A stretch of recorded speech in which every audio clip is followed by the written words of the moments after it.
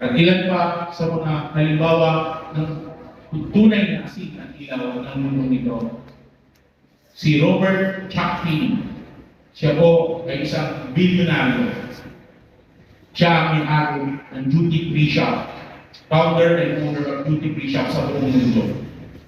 He has an asset of $8 billion pero pinamigay niya itong lahat sa mga foundation na kanyang sa buong mundo, mga foundation na kanyang pinanibigyan, mga charity foundation.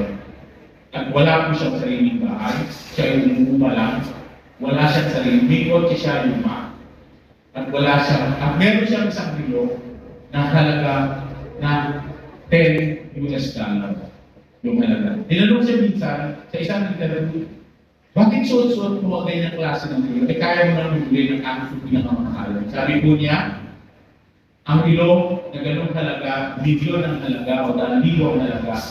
At ang rilong suot ko na halagang $10 ay nagbibigay ng parehong oras.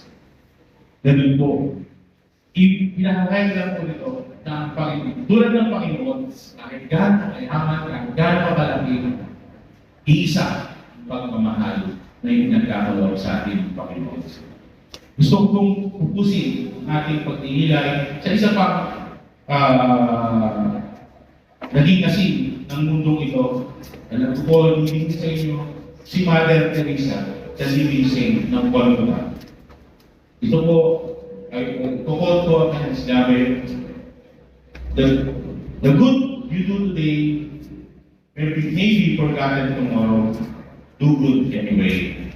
Give the world the best you have, and it may never be enough. Give your best anyway. For you see, in the end, it is between you and God. It was never between you and them anyway. Ang kabutihan ginawa ko ay maaaring makalimutan, gawin pa rin ang tama.